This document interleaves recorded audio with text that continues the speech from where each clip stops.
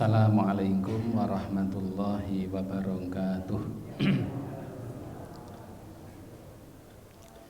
Innal hamdalillah nahmaduhu wa nasta'inuhu wa nastahdi wa natubu ilaih wa na'udzu billahi min syururi anfusina wa sayyiati a'malina may yahdihillahu fala mudhillalah wa may yudlil fala hadiyalah.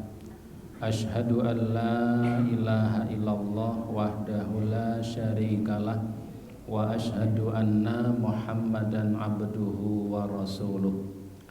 Allahumma sholli wa sallim wa barik ala nabiyyina Muhammadin wa ala alihi wa ashabihi wa man tabi'ahum bi ihsanin ila yaumiddin.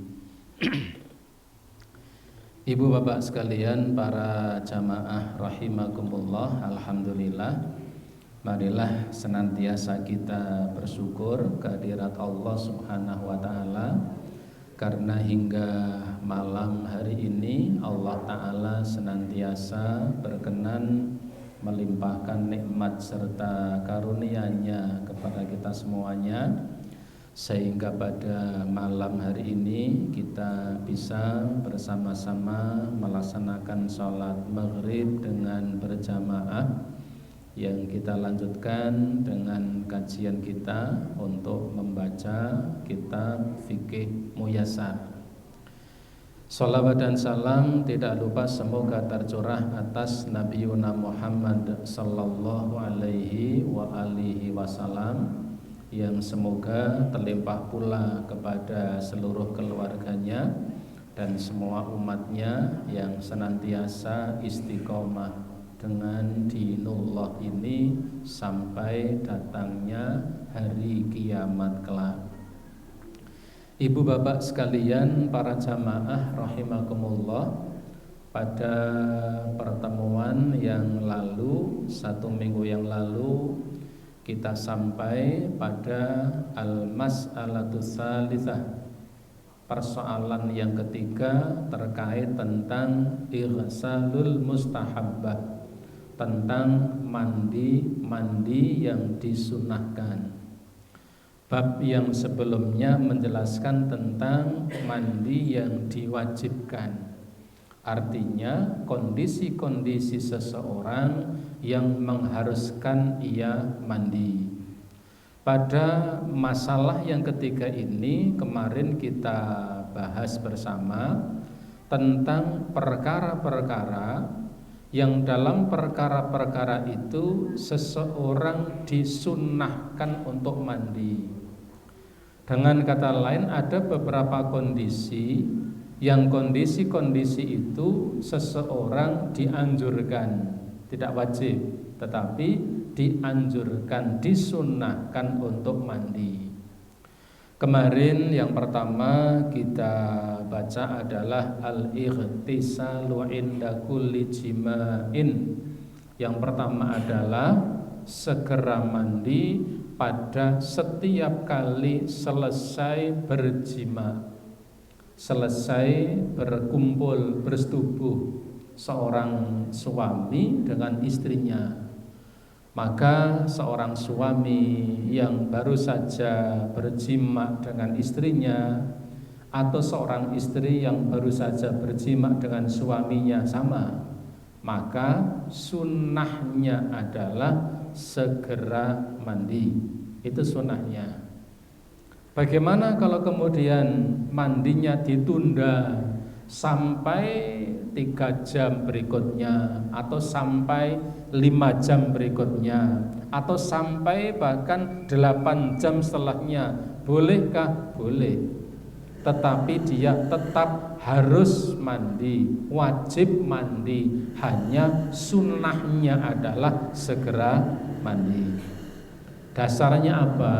Kemarin kita sampaikan bahwa Rasulullah SAW pernah dalam satu malam beliau menggilir semua istri yang beliau miliki. Rasulullah SAW mendatangi salah satu istri beliau di satu malam. Di satu malam itu beliau menggilir semua istrinya. Istri pertama didatangi, Nabi kemudian berkumpul dengannya. Setelah berkumpul berjima lalu Nabi mandi. Setelah itu di malam yang sama mendatangi istri yang lain. Kemudian berjima lagi, berkumpul lagi. Setelah berkumpul kemudian mandi lagi. Habis mandi mendatangi istri yang lain. Lalu berjima lagi, lalu mandi lagi. Dan itu beberapa istri didatangi dalam satu malam. Setiap selesai berjima, kemudian Nabi langsung mandi. Beberapa kali mandi dalam satu malam setelah beberapa kali jima. Ini yang saya yakin bapak-bapak ya tidak bisa melakukannya karena istrinya cuma satu. Kalau istrinya beberapa bisa, istri hanya satu tidak bisa. Nah, ini kemudian dijadikan dalil bahwa ketika seseorang dalam kondisi jima, ketika ia segera mandi itu sesuatu yang disunahkan. Tetapi jika menundanya, misalnya seorang suami istri berjima di awal malam, lalu mandinya di akhir malam sebelum melaksanakan salat subuh, bolehkah? Boleh. Berdosakah? Tidak. Karena mensegerakan mandi setelah jima itu hukumnya adalah sunnah. Ini yang kemarin kita sampaikan. Yang kedua adalah al-ghuslu lil jumu'ati, yaitu mandi untuk salat Jumat. Mandi untuk salat Jumat. Kalimat mandi untuk salat Jumat ini mengisyaratkan bahwa seseorang itu mandi ketika hendak menunaikan salat Jumat. Isyaratnya demikian. Tetapi sebenarnya boleh ketika seseorang itu mandi di awal siang itu, kemudian misalnya jam 7 di hari Jumat mandi. Kemudian dia melewati hari Jumatnya di siang hari sampai kemudian saatnya salat Jumat. Kemudian dia datang ke masjid dengan tidak mandi, mencukupkan mandi tadi pagi, hukumnya boleh. Dan itu juga berpahala. Dengan satu catatan adalah ketika tidak ada perubahan bau badan yang sangat menyengat. Jam 7 pagi sudah mandi, kemudian jam 8 pagi karena petani, kemudian melihara kambing, kambingnya 11, kandang kambingnya sudah tinggi, kemudian kotoran kambingnya diaduk, ya bahasa Jawanya diaduk, ngaduk lemen misalnya.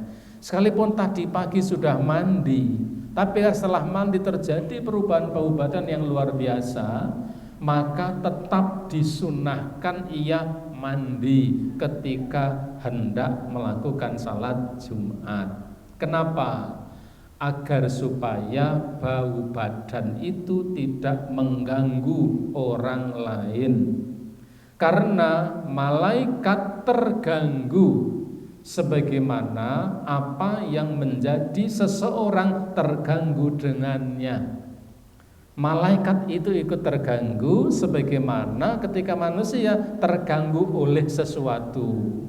Kita sholat ada bau badan yang tidak enak karena tadi disebabkan karena dia melakukan suatu pekerjaan yang akibatnya itu mengeluarkan bau yang tidak sedap. Maka ketika manusia terganggu dengan bau itu, sungguh sebenarnya malaikat pun juga ikut terganggu. Nah, sehingga kemarin kita sampaikan mandi untuk sholat Jumat itu adalah sunnah yang sangat ditekankan. Bahkan pahalanya besar ketika seorang itu mandi di hari Jumat, kemudian dia memakai pakaian yang terbaik, kemudian mengoleskan minyak wangi, lalu dia datang di masjid dan paling awal datangnya, maka seakan-akan dia telah berkurban dengan seekor unta. Ada kemarin yang sing pun sido nyobi niku datang di paling awal gitu. Tak jajal kolo-kolo ra ketung sak umur-umur pisan. Tak kolo-kolo ring masjid dina Jumat tekane jam 10 misalnya ya. Ketika datang buka pintu di masjid belum ada orang, panjenengan masuk ke dalam masjid itu sudah harapan besar, aku kurban nganggo unta ya. Maka monggo coba untuk dilakukan sekalipun hanya sekali seumur hidup, syukur-syukur sering kan itu. Ini ketika mandi di awal Jumat. Kemudian mandi di hari Jumat. Kemudian yang ketiga, mandi untuk 2 hari raya, Idul Fitri maupun Idul Adha. Ini sebentar lagi kita akan menghadapi Idul Adha ya. Tidak sampai 1 bulan ya. Tidak sampai 1 bulan. Kisarannya ya hanya sekitar berapa hari lagi? Ya, setengah bulan lebih sedikit ya. 17 harian lagi ya, kita akan melaksanakan akan mendapati hari raya Idul Adha. Maka sunnahnya adalah mandi sebelum menunaikan sholat Idul Adha. Bahkan sunnahnya tidak hanya itu, tetapi setelah ia menunaikan sholat subuh, ia tidak makan apapun hingga selesai sholat Idul Adha. Itu sunnahnya. Kalau sholat Idul Fitri setelah sholat subuh, sebelum dia berangkat ke lapangan atau ke tanah lapang atau ke masjid untuk sholat Idul Fitri, sunnahnya sebelum sholat itu makan terlebih dahulu. Itu kalau Idul Fitri. Kalau Idul Adha jangan makan dulu sampai sholat Idul Adhanya selesai. Idul Fitri sebelum sholat makan terlebih dahulu. Sunnahnya apa? Ganjil ya. Kalau kurma ya 3, 5, 7. Kalau pisang Ambon ya 7, 9, lembung perutnya ya. Itu sunnahnya. Jadi ada yang berbeda antara Idul Fitri dan Idul Adha. Kalau Idul Adha itu setelah salat subuh dia tidak makan sampai Idul Adha selesai. Kalau Idul Fitri setelah subuh makan dulu apapun yang bisa dimakan, sehingga sebelum salat Idul Fitri sudah ada yang masuk ke dalam perutnya. Itu bagian dari sunnah. Bagi ibu bapak yang akan melakukan atau akan mengeluarkan hewan kurban ya, hewan kurban, mengingatkan kalau niatnya sudah mulai hari ini dan ibu bapak barangkali sudah ada kesanggupan atau sudah kesanggupan bahkan sudah menyetorkan sejumlah uang kepada panitia kurban untuk bergabung dalam 1 ekor sapi. Kalau niatnya sebelum jatuh tanggal 1 Dzulhijjah, maka sunnahnya ketika masuk tanggal 1 Dzulhijjah tidak memotong kuku dan rambut. Itu sunnahnya. Bolehkah memotong? Boleh, tidak berdosa. Tapi sunnahnya adalah tidak memotong kuku, tidak memotong rambut. Jadi nanti 10 hari itu kukunya agak panjang-panjang. Sing biasa niku napa 1 minggu dipotong niki rada anter. Karena 10 hari kukunya agak panjang-panjang. Yang sering membersihkan kumis setiap 3 hari sekali, nanti kumisnya rada nyurungus-nyurungus gitu kan. Itu bagian dari sunnah. Nah, di sini ya, yang di dalam bab ini adalah mandi sebelum salat Idul Adha. Terakhir, yang keempat, mandi ketika akan memulai ihram dan mengenakan minyak wangi di tubuhnya. Tidak boleh mengenakan wewangian di kain ihramnya. Jadi sebelum ihram itu mandi terlebih dahulu dan boleh badan itu diberi minyak wangi. tapi kain ihramnya tidak boleh diberikan minyak wangi. Itu hukumnya tidak boleh, haram. Nah, untuk tahun ini Temanggung gelombang kedua dan berangkatnya tanggal 29 dan tanggal 30. Itu sudah gelombang akhir, kloter-kloter gelombang kedua dan kloter-kloter akhir. Disarankan memakai kain ihramnya itu semenjak dari Dono Hudan, ya, dari embarkasi SOC Solo. Jadi sebelum berangkat ya sudah dianjurkan mandi, kemudian mengolesi boleh tubuhnya dengan minyak wangi, tetapi kain ihramnya tidak boleh diberi minyak wangi. Makilah podo mawon to kesenggol beda. Nah, itu. Jadi sekalipun nanti kesenggol tidak apa-apa. Dengan catatan kita tidak sengaja mengoleskan minyak wangi pada kain ihram. Kita boleh mengenakan minyak wangi di badan kita, mandi, kemudian pakai minyak wangi, kain ihram dipakai. Untuk tahun ini dianjurkan memakainya semenjak dari Dono Hudan. Kenapa? Karena prosesi di debarkasi, prosesi di imigrasi sana, begitu turun dari pesawat di Jeddah, itu nanti pergerakannya cepat. Kalau dulu itu di imigrasi agak lama, kadang 2 jam lebih ngenteni itu. Tapi ini 2 tahun, kemarin 2019 terakhir itu sudah cepat. Jadi kalau turun ke bandara, kemudian pergerakannya cepat, itu tidak memungkinkan untuk salin-salin. Lajeng salin teng pundi? Ngoten. Saya wong Jawa, wong Temanggung, di bandara tulisannya basa Arab, golek WC, di sana ndak ada WC. Mboten enten. Adanya hammam. Ngoten. Jadi ra ono WC, adanya hammam, maka tidak memungkinkan. Nah, jadi mandi ketika hendak mengenakan kain ihram. Yang kelima, mandi setelah memandikan jenazah. Mandi setelah memandikan jenazah itu sunnah, tapi tidak wajib. Disunahkan tapi tidak diwajibkan, baik bagi kaum laki-laki maupun kaum perempuan.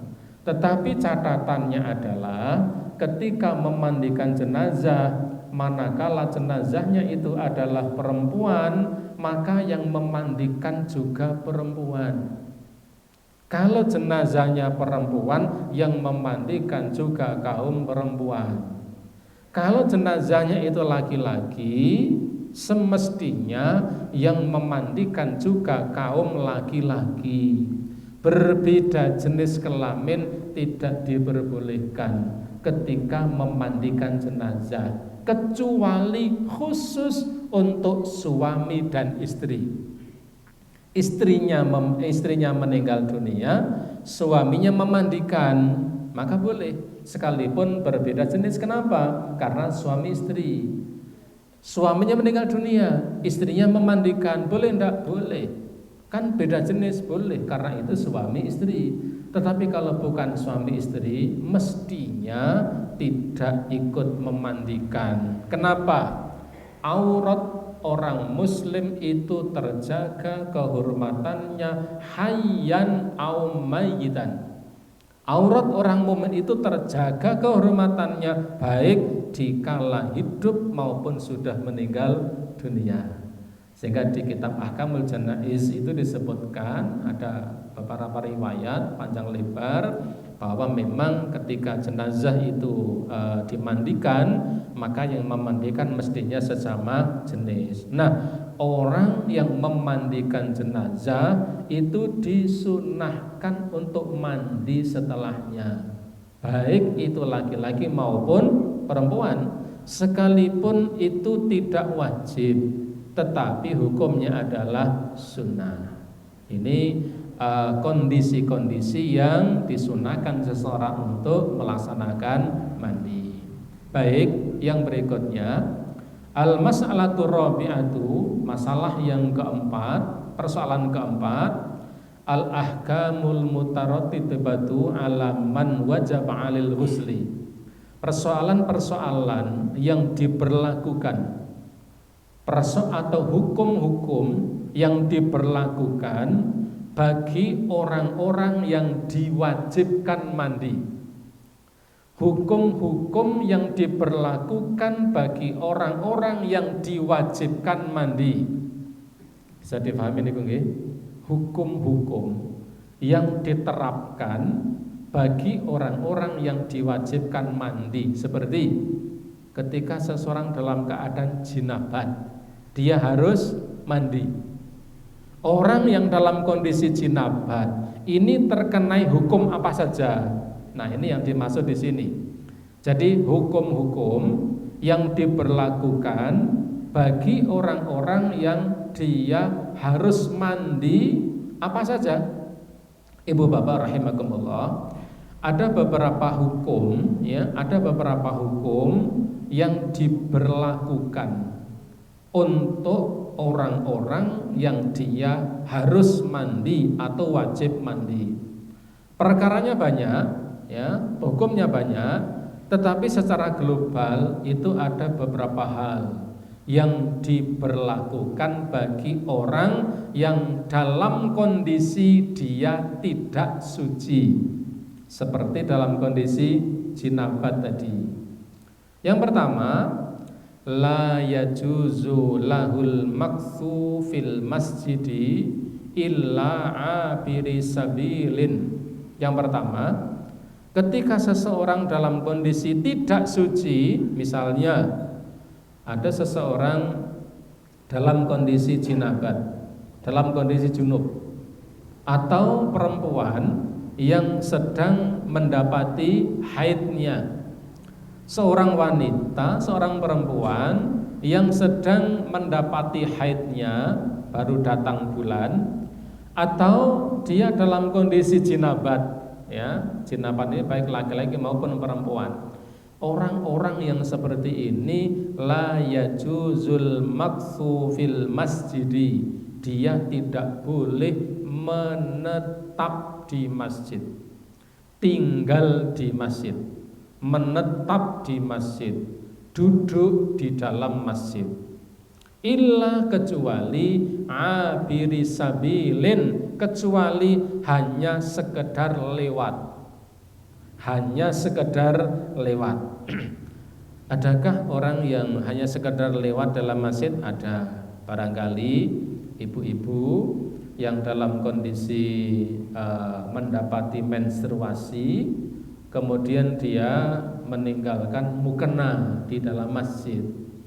Kebetulan ketika dia ingat, oh ya, mukena saya itu sudah lama tidak saya cuci, kira-kira sudah berapa bulan? Sudah 2 bulan tidak saya cuci misalnya, saya yakin tidak ada mukena kok rong sasi ragu mbah niku njur ambune kaya nopo gitu. Maka sekali dicuci ikan-ikan pada mati karena tidak kuat baunya. Jadi misalnya ada seorang wanita, kemudian dia menaruh mukena alat sholat di masjid, kemudian hari itu ternyata dia mendapati haidnya. Kemudian dia berhitung, oh ya saya haid ini, haidnya saya biasanya 7 hari. Oh ya, mumpung lagi libur tidak sholat, maka saya akan mencuci mukena saya. Sementara itu mukenanya ada di dalam masjid, maka dia boleh sekedar lewat dan mengambil mukena itu untuk kemudian keluar, untuk kemudian mencuci mukenanya, sekedar lewat, dengan catatan nanti tidak duduk-duduk di dalam masjid, duduk malah lianan suwi niko, itu yang tidak boleh.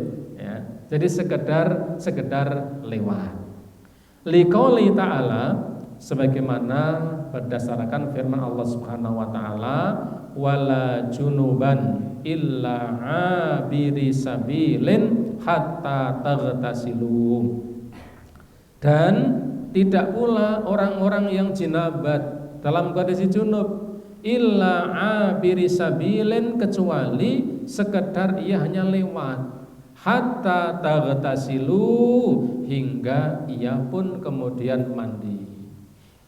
Jadi ibu bapak sekalian rahimakumullah, ya, sekalipun ini diantara ulama khilaf, larangan ini apakah larangan tanzih, apakah larangan sekedar kehati-hatian, atau larangan ini adalah larangan haram mutlak, ulama khilaf. Tetapi sepakat dengan menyatakan bahwa seorang laki-laki dalam kondisi jinabat, seorang perempuan dalam kondisi jinabat atau dalam kondisi haid, maka semestinya ia tidak tinggal di dalam masjid kecuali hanya sekedar lewat. Fa idza tawaddo'a jazalahul makthu fil masjid. Tetapi manakala seseorang dalam kondisi junub, kemudian dia sudah berwudu terlebih dahulu, meskipun dia belum mandi, dia berwudu terlebih dahulu. Menurut pengarang kitab ini, ya, pengarang kitab ini beliau mengatakan apa? Maka dia boleh, kalau dia sudah wudu meskipun belum mandi, fa idza tawaddo'a jazalahu. Kalau ia dalam kondisi junub, mestinya tidak boleh masuk masjid atau tinggal dalam masjid. Tetapi karena dia sudah wudu meskipun belum mandi, maka boleh orang itu untuk tinggal di dalam masjid, duduk-duduk di dalam masjid, li thubuti dzalika an jama'atin minas sahabati ala ahdin nabi. Karena seperti itulah yang dulu pernah dilakukan oleh sebagian di antara para sahabat Nabi di zaman Nabi Sallallahu Alaihi Wasallam. Jadi dalam kondisi jinabat, ada di antara mereka yang kemudian tinggal di dalam masjid, tetapi mereka terlebih dahulu berwudu. Kenapa ibu bapak? Kalau kita buka dalam literasi sejarah, banyak para sahabat Nabi itu yang disebut dengan istilah ahlus sufah atau ashabus sufah.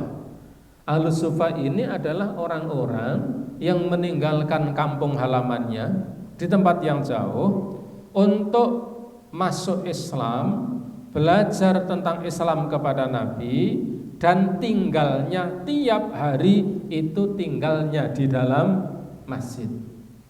Jadi kosnya itu ada di dalam masjid, dan itu tidak hanya satu dua, ada beberapa sahabat. Taruhlah misalnya ada sahabat misalnya Abu Hurairah. Abu Hurairah itu biasa tinggal di dalam masjid. Kemudian ada riwayat yang mengatakan Bilal bin Rabah, ini juga tinggalnya di dalam masjid. Maka orang yang tinggalnya di dalam masjid, ini sesuatu yang sulit untuk kemudian dihindari dalam kondisi jinabat. Barangkali dia ihtilam atau bermimpi kemudian dalam kondisi jinabat dan dia tinggal di dalam masjid, maka mereka meskipun dalam kondisi jinabat, ada di antara mereka itu yang kemudian berwudu lalu tinggal di dalam masjid dan menunda mandinya dalam waktu yang agak lama. Karena di waktu itu namanya orang mandi tidak seperti kita sekarang. Di masjid mau mandi mak celunguk kan, di situ sudah ada kamar mandi. Itu yang tidak ada zaman Nabi. Mandi itu harus nyari air untuk kemudian digunakan untuk mandi, dan tempatnya itu jauh. Sekarang kan hanya berapa meter ke kamar mandi ini? Tidak ada 1 meter kan? Kan ya dipisah dengan batu bata atau nih. Di situ sudah ada kamar mandi, sangat dekat. Nah dulu namanya cari air itu sangat jauh dan susah. Maka ketika seseorang itu menunda mandinya, kemudian berwudu meskipun dalam kondisi jinabat, maka kemudian mereka boleh untuk tinggal di dalam masjid. Wali annal wudu'a yukhaffiful hadas, dan disebabkan karena wudu itu sudah meringankan hadas. Mestinya hadas besar, tetapi kemudian dengan wudu itu hadasnya berkurang sekalipun tidak hilang sepenuhnya. Wal wudu'u ahadut tahuraini, Dan wudhu itu adalah salah satu di antara cara untuk menghilangkan hadas ya. Ada wudhu dan ada mandi. Ini yang pertama. Jadi seseorang yang dalam kondisi jinabat itu dia tidak boleh tinggal di dalam masjid. Yang kedua, la yajuzu lahu qiraatul qur'ana. Ketika seseorang dalam kondisi yang diwajibkan untuk mandi, seperti seseorang yang dalam kondisi jinabat atau wanita yang sedang mendapati haidnya, yang seperti ini la yajuzu lahu qiraatul qur'ana, ia tidak boleh membaca Al-Qur'an. Lebih-lebih mubasyaratun bil mushaf, lebih-lebih membaca secara langsung dengan teks Al-Qur'annya, membaca langsung dengan memegang mushaf, itu yang tidak diperbolehkan. Sengaja membaca Al-Qur'an niatnya untuk beribadah, ini yang tidak diperbolehkan. Wanita haid tidak diperbolehkan karena ibadahnya itu, yang meninggalkan itu ibadahnya. Ibadahnya wanita haid itu adalah meninggalkan sholat, meninggalkan membaca Al-Quran, itu ibadahnya. Meninggalkannya itu bagian dari ibadah. Karena apa? Melaksanakan seperti itu bagian dari perintah Allah Subhanahu wa ta'ala. Fala yaqra'ul junuba syai'an minal qur'ani hatta yaghtasila, maka tidak diperbolehkan seseorang yang dalam kondisi jinabat, laki-laki atau perempuan, ketika ia dalam kondisi jinabat maka ia tidak boleh membaca Al-Qur'an hingga ia mandi. Kalau sekedar mendengarkan boleh ya, mendengarkan lantunan ayat-ayat Al-Qur'an, tidak usah kemudian telinganya ditutupi. Oh, kok tutupi toh? Aku kayak junub ki ono bacaan Quran, aku main ra krungu. Ndak. Mendengarkan boleh. Membetulkan bacaan yang salah boleh jika itu diperlukan. Membetulkan bacaan yang salah boleh.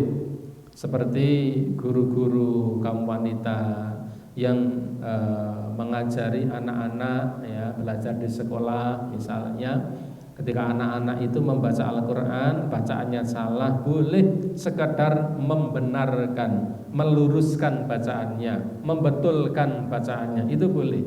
Tetapi sengaja membaca Al-Qur'an niatnya untuk beribadah, itu yang tidak diperbolehkan. Li haditsin Ali, berdasarkan hadis dari Ali, qala, ia mengatakan, kana alaihi salatu wassalam la yamna'uhu min qiraatil Qur'an syai'un illal janabah. Ali mengatakan, Nabi dulu tidak pernah melarang siapapun untuk membaca Al-Qur'an kecuali kepada orang-orang yang sedang dalam keadaan jinabat, dalam keadaan hadas besar. Ini yang mengatakan Ali bin Abi Thalib ya, ini disebutkan dalam riwayat Imam Ahmad, Ibnu Majah, Tirmidzi, dan hadis ini hasan sahih.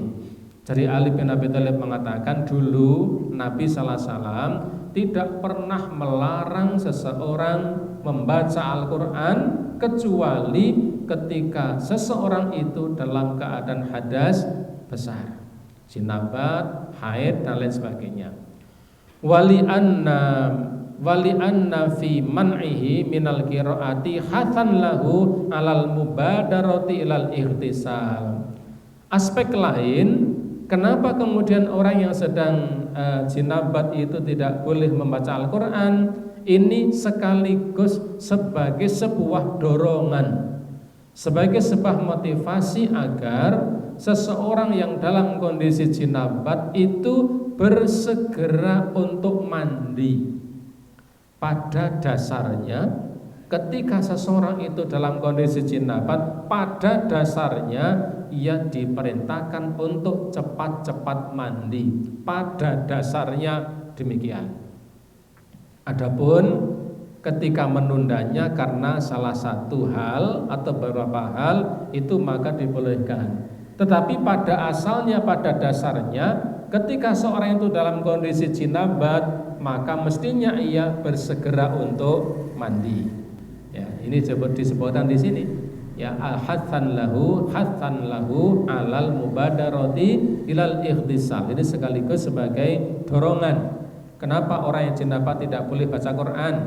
Ini sekaligus sebagai suatu dorongan agar ia bersegera untuk mandi, wa izalatul mani' lahu minal qiraah, sehingga hilanglah halangan baginya untuk membaca Al-Qur'an. Ini yang ketiga.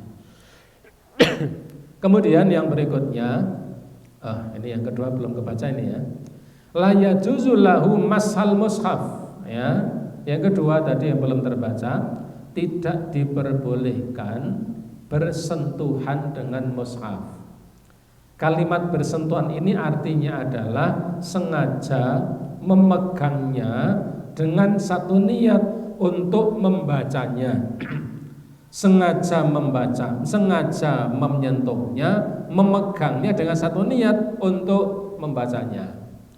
Tetapi ya, mayoritas ulama mengatakan ketika sekedar untuk meletakkan Al-Quran, seandainya Al-Quran itu ada di suatu tempat yang di situ tempat yang tidak terhormat, tempat yang tidak mulia, kemudian ia mengambilnya, kemudian ia letakkan di tempat yang lebih baik, maka hukumnya adalah boleh.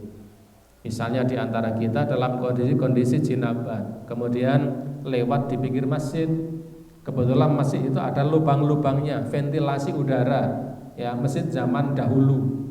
Ventilasi udara itu lubang-lubangnya ada mushaf Qur'annya. Ketika kemudian kita berjalan, kemudian ternyata apa? Karena suatu hal Al-Quran itu pun jatuh ke tanah. Karena dia jatuh ke tanah, sementara kita dalam kondisi jinabat, maka tetap boleh untuk menyentuhnya dengan satu niatan adalah untuk kembali meletakkannya ke tempat yang terhormat. Tetapi kalau kemudian sengaja menyentuhnya, kemudian memegangnya untuk kemudian membacanya, ini yang kemudian tidak diperbolehkan. Sebagaimana firman Allah Ta'ala, la yamassuhu illal mutahharun, tidak ada yang menyentuhnya kecuali orang-orang yang dalam keadaan jinabat, kecuali orang-orang yang suci. Tidak boleh menyentuhnya orang yang jinabat kecuali orang-orang yang dalam keadaan suci. Meskipun ayat ini ya difahami oleh para ulama dengan ragam pemahaman, tetapi pengarang kitab ini mengatakan seseorang yang dalam kondisi jinabat itu memang semestinya dia tidak memegang mushaf. Wa qaulu sallallahu alaihi wasallam, dan juga berdasarkan sabda Nabi sallallahu alaihi wasallam, la yamassul mushafa illa tahirun, tidak boleh menyentuh mushaf kecuali orang-orang yang dalam keadaan suci. Ini yang kedua. Kemudian yang berikutnya, wa yahrumu alai aidan, dan juga seseorang yang dalam kondisi jinabat, dalam kondisi berhadas besar, orang yang seperti ini juga wa yahrumu alai aidan as-salatu, dia tidak boleh juga melakukan sholat apapun itu. Seorang laki-laki dalam kondisi jinabat, seorang perempuan dalam kondisi jinabat, baik ya jinabat karena berkumpul dengan suaminya, atau karena dia dalam kondisi haid, atau barangkali nifas, maka dia tidak boleh melaksanakan sholat. Saya kemudian kehilangan pahala, bukan. Dia tetap berpahala karena ibadahnya wanita haid itu adalah dengan tidak melaksanakan salat. Itu ibadah yang enak, itu ibadah dengan cara tidak melakukannya. Karena ketika melakukannya maka justru itu sesuatu yang diharamkan. Dan yang kelima, yang terakhir adalah wat tawafu bil baiti, dan juga tidak diperbolehkan ya seseorang dalam kondisi berhadas ini adalah at-tawafu bil baiti, tawaf mengelilingi Baitullah atau tawaf mengelilingi Ka'bah. Tawaf mengelilingi Ka'bah ini sebenarnya bukan hanya seseorang yang diwajibkan mandi, seseorang yang diwajibkan wudhu pun tidak boleh untuk melaksanakan tawaf. Karena kalau tawaf itu harus dalam keadaan suci. Berbeda dengan sa'i. Kalau sa'i itu boleh seseorang itu dalam keadaan tidak suci, boleh tetap meneruskan sa'inya. Tetapi ketika seorang itu dalam keadaan tawaf, kemudian dia batal, dia berhadas, maka tawafnya harus dihentikan. Ia kemudian harus, kalau hadas kecil, buang angin barangkali, dia harus kemudian berwudu, lalu nanti bisa meneruskan tawafnya. Itu kalau tawaf. Tapi kalau sa'i, dalam kondisi sa'i misalnya di mas'a, ya lari-lari kecil dari Bukit Sofa ke Bukit Marwa, ketika sa'i itu kemudian ada di antara kita barangkali hadas kecil, buang angin, kentut misalnya, maka tetap boleh untuk meneruskan sa'inya. Tapi kalau tawaf tetap tidak diperbolehkan. Ibu bapak, para jamaah rahimakumullah, inilah masalah yang terakhir terkait tentang persoalan mandi ya. Ada mandi yang diwajibkan, ada mandi yang disunahkan, dan ada tata cara mandi, yaitu mandi yang disunahkan dan mandi yang sekedar sah. Kesemuanya sudah kita sampaikan, kita bahas, semoga bermanfaat. Kemudian bab yang berikutnya adalah bab yang menjelaskan tentang tayamum. Babus tsamin, bab yang ke-8 adalah fit tayammumi, bab yang menjelaskan tentang masalah tayamum. Insyaallah ini bisa kita lanjutkan pada waktu yang akan datang. Ibu bapak, para jamaah rahimakumullah, karena sudah masuk waktu sholat isya, barangkali ini yang bisa kami sampaikan. Sebelum saya akhiri, barangkali ada pertanyaan. Kalau ada kami persilahkan. Monggo kalau ada. Oke, monggo Pak Arif. Assalamualaikum.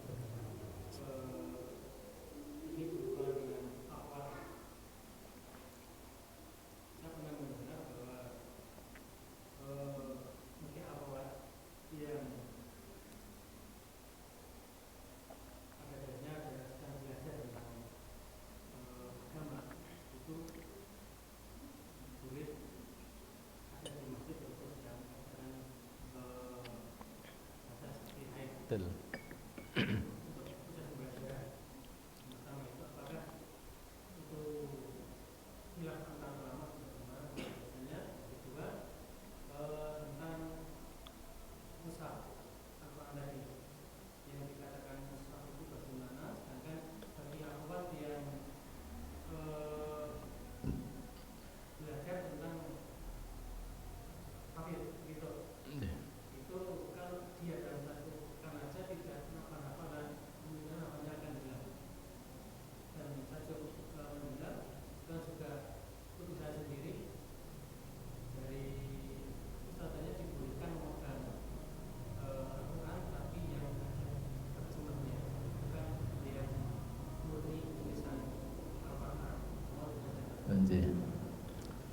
Yang pertama, kaitan seorang wanita dalam keadaan menstruasi, kemudian dia datang ke masjid untuk belajar persoalan agama. Bolehkah?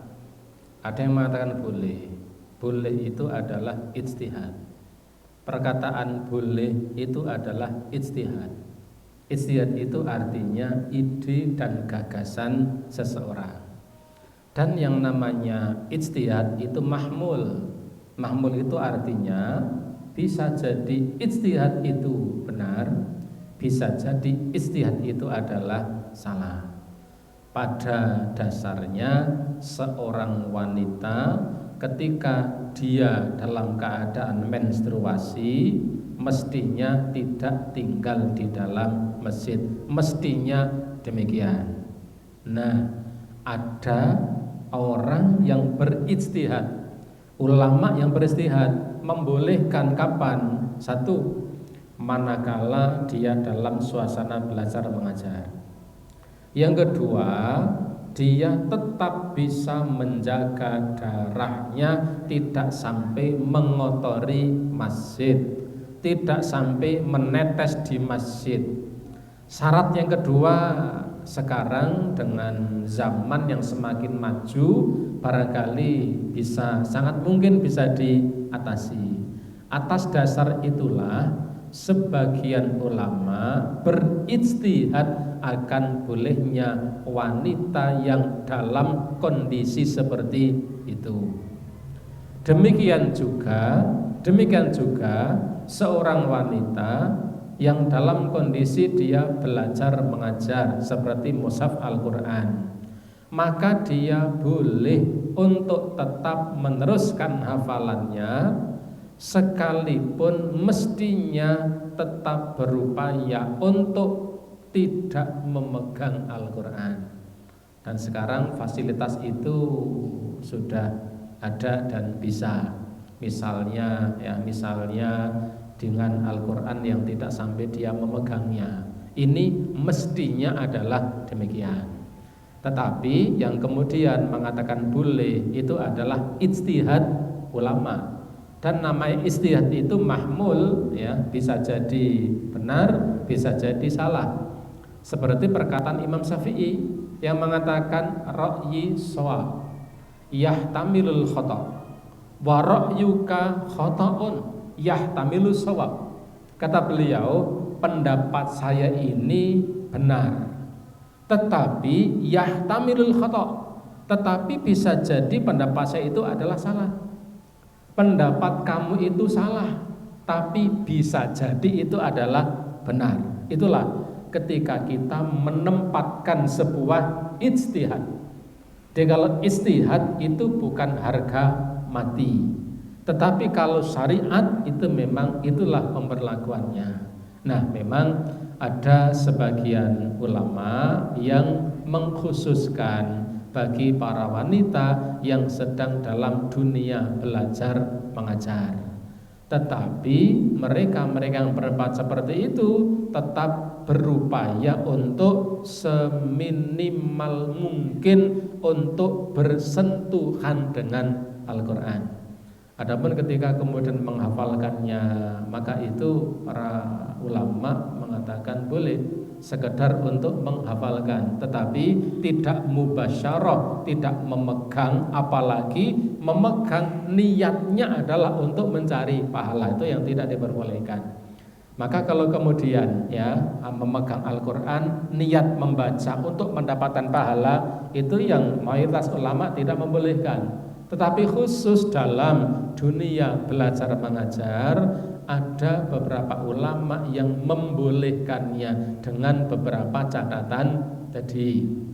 Di antaranya kalau tinggal di masjid tetap menjaga kebersihannya, menjaga dari kenajisannya, dan yang kedua adalah tetap berupaya jika bisa menghindari dari memegang mushaf. Ya, jika bisa dihindari memegang mushaf, maka itu lebih diutamakan.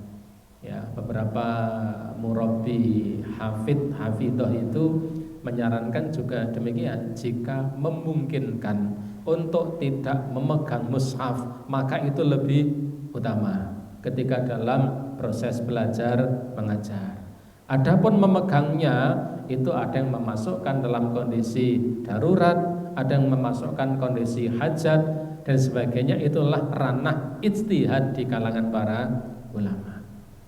Wallahu a'lam bishawab.